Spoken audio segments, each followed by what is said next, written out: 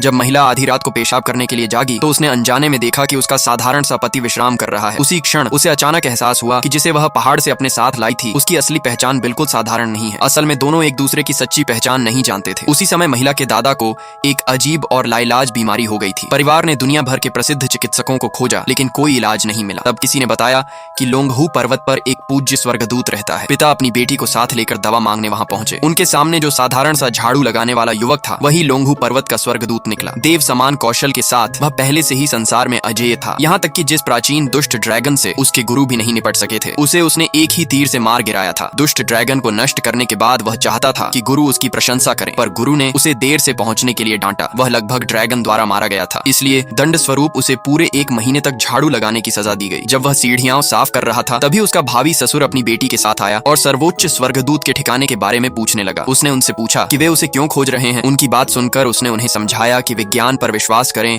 और अंधविश्वास से दूर रहें। वह उन्हें बाहर निकालने ही वाला था कि तभी आध्यात्मिक गुरु को होश आ गया। वह जीवन भर के लिए उस छोटे स्वर्गदूत के सामने घुटनों के बल झुक गया और विनती की कि उसके पिता अंतिम सांसों पर हैं। उसने आशा जताई कि वह पुराने स्वर्गदूत तक संदेश पहुंचा दे और एक कार्ड भी सौंपा। युवक ने शांत स्वर में एक बोतल दवा ला कर दी और कहा कि यदि बूढ़े को यह पिला दी जाए तो वह ठीक हो जाएगा। तीनों के मुड़ते ही वे संदेह में पड़ गए कि क्या उस पर विश्वास करना चाहिए। तभी युवक ने एक उड़ती तलवार बुलाई और आकाश में उड़ गया। मेजबान ने पीछे मुड़कर जब उसे तलवार पर उड़ते देखा तो भय से कांप उठा। वह तुरंत घर लौटा और बेटी से कहा कि वह कीमती औषधि बूढ़े को खिला दे। कुछ ही समय बाद चमत्कार हुआ। सबकी आंखों के सामने बूढ़ा सचमुच सामान्य हो गया। तब पता चला कि छोटे स्वर्गदूत ने 9 चक्र अंगूठी के माध्यम से उसे बचाया था। वास्तव में 10 वर्ष पहले वही युवक एक प्राचीन योद्धा परिवार का छोटा स्वामी था, लेकिन झाओ परिवार ने प्रथम स्थान पाने के लिए रातों रात उसके पूरे परिवार के 72 लोगों का संहार कर दिया। उसकी मां ने रक्त रेखा बचाने के लिए छोटे बच्चे को पानी के घड़े में छिपा दिया, जिससे वह जीवित बच गया। जब महान आचार्य वहां पहुंचे तो उन्होंने देखा कि केवल वही बालक जीवित है। वे उसे लोंगहू पर्वत ले गए और जीवन भर की साधना सिखाई। अब गुरु के पास सिखाने को कुछ शेष नहीं था। उन्होंने एक विवाह पत्र निकाला और बताया कि वर्षों पहले यात्रा के दौरान उन्होंने उसके लिए एक विवाह तय किया था। उन्होंने उसे शीघ्र ही पहाड़ से नीचे जाकर अपना जीवन स्वयं संभालने को कहा। युवक सोचता था कि वह संसार में अजय